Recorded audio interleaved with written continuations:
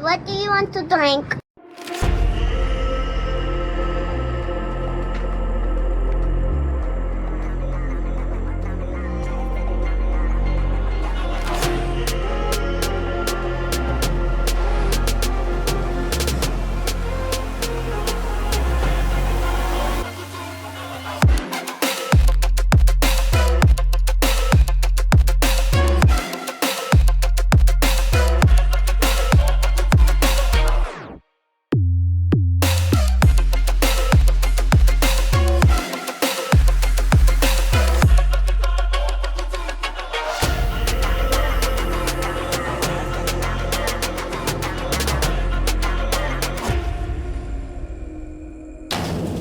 My name is Tony Thomas, and you're watching Hardwired Exotics on YouTube.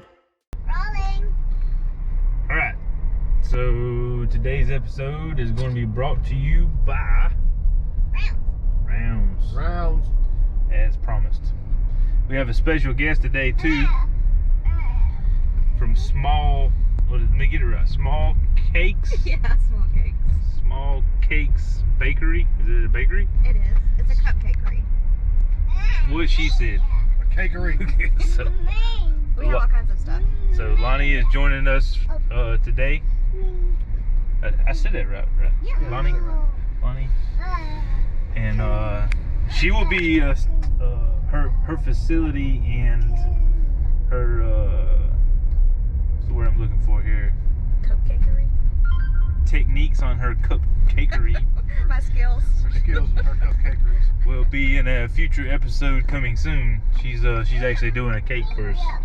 So anyway, for those that don't know, if you ever come to our facility during lunch or supper time, this is where you get to go eat. So Rounds. there are a bunch of people that are watching this that are going to be familiar with the inside of this building. So we're getting a behind the scenes pass, and you get to check it out too.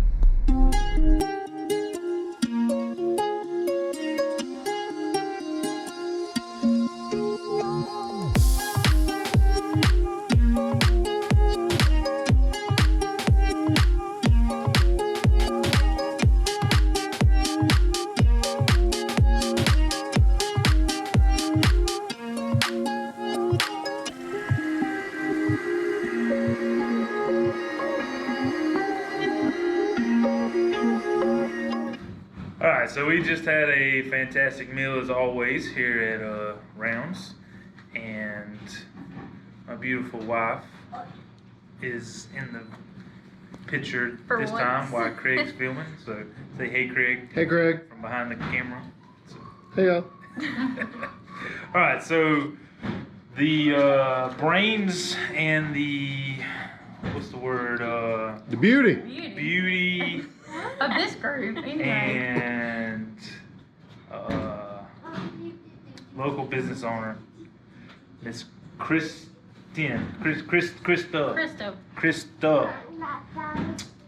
She owns and operates Rounds on Winthrope here in Millen, Georgia, and we're supporting local business as usual. So give us a little bit of info on the business in general. Alright.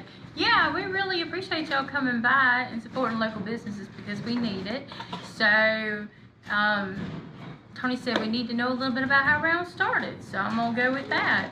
First of all, we love having different groups of people, local people coming to eat with us.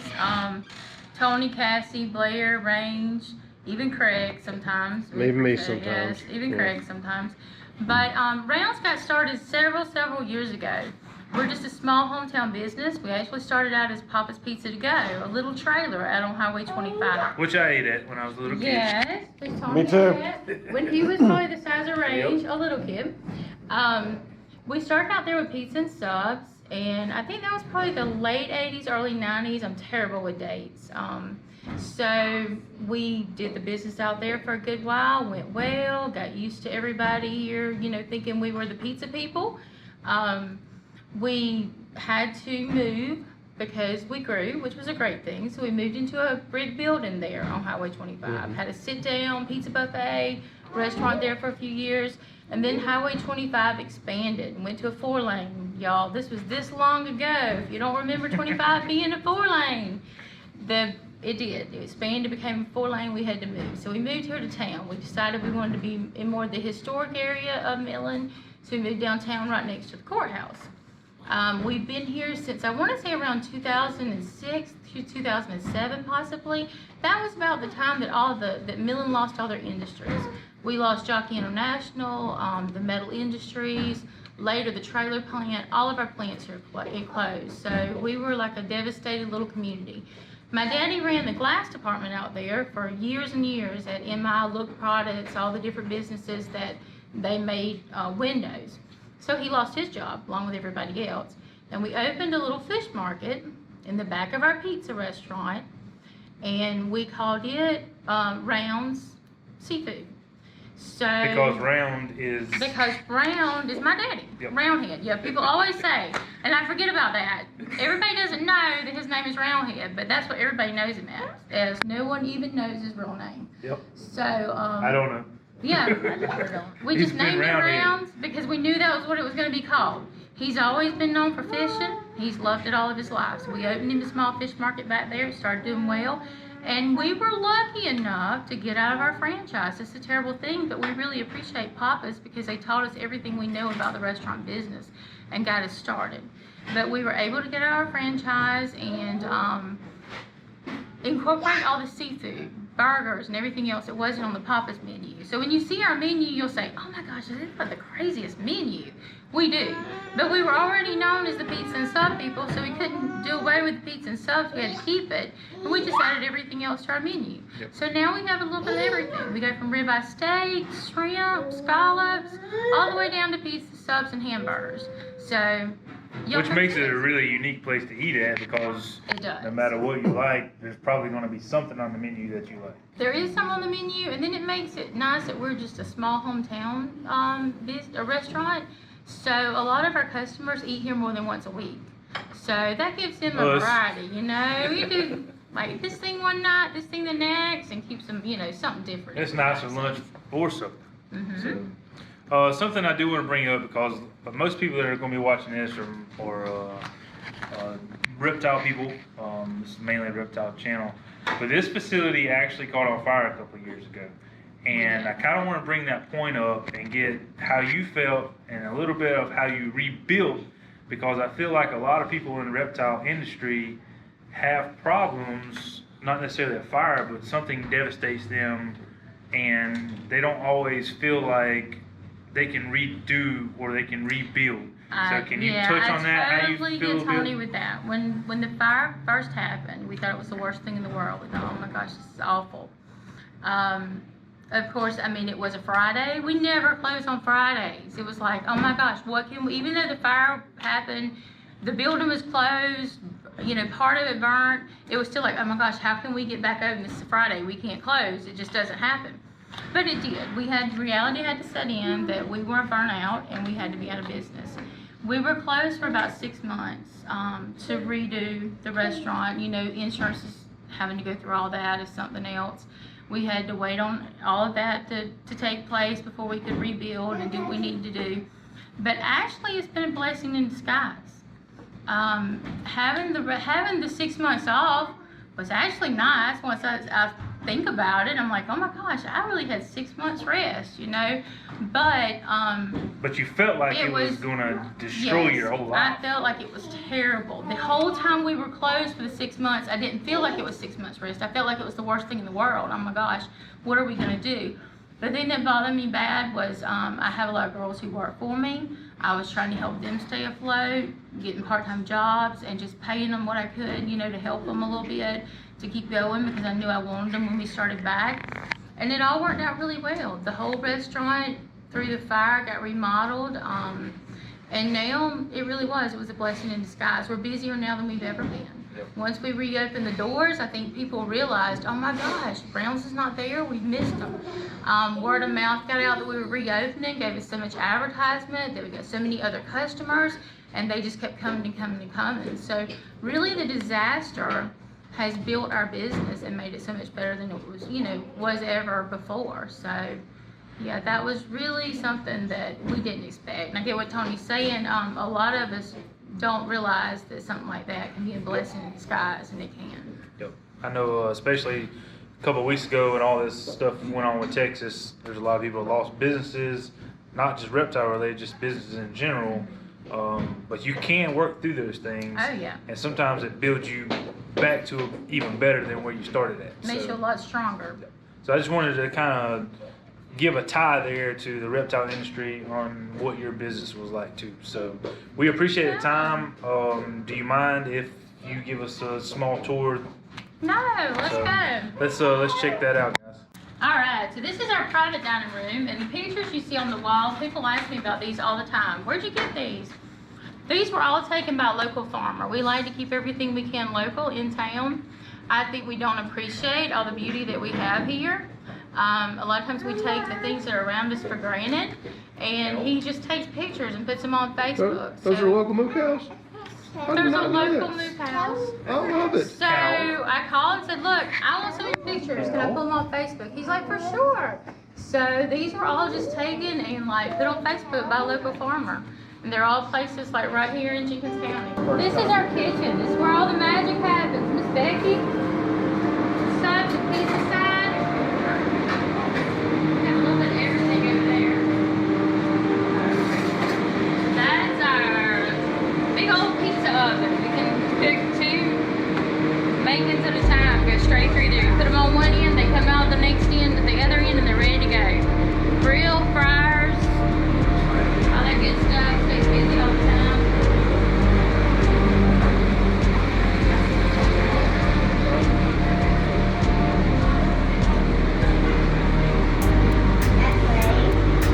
Alright, Miss Susan, washing dishes.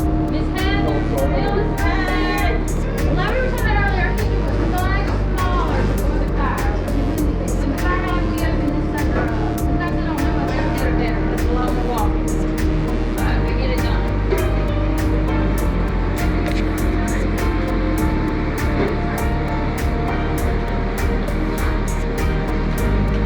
Miss Amanda, hey. And Miss Shane, she's over here.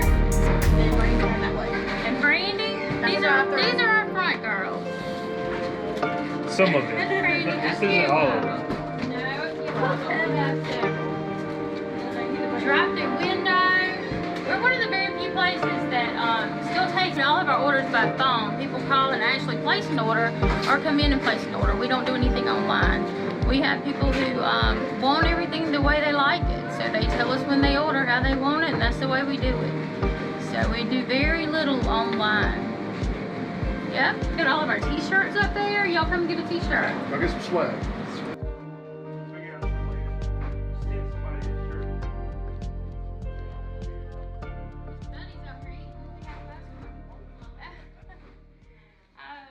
These are all caught by my daddy fish.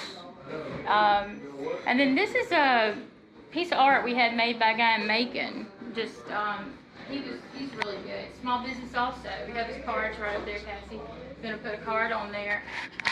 Just kind of sent him a picture of what I wanted, and he cut it out with the Geechee River on it and all of our landings here. And all of our tables in here are made locally. They were all by Terry's Reclaimed Lumber. He did them. He tears down old houses here and builds stuff out of the lumber. So we were eating lunch here one day, and I seen this picture, I saw it too. and mentioned to Cassie, I was like, how cool would it be to get married in a theater, especially the POW Theater? So we actually got married in the POW Theater basically because of this picture. So a little history there for you. I didn't know that. Yep. I had no idea. I just thought that, because it's downtown and was local. Well, I mean, that's true, but that picture is what inspired that thought. Really? Yep. No joke. Yeah, we had looked at a couple of places, but we were just not 100% satisfied. So when Really? we saw that, we were just like, you know what? That's perfect. And it probably was an ugly wedding. That nobody Whatever, liked, man. But it was different. It's y'all's wedding. That's I all. liked it.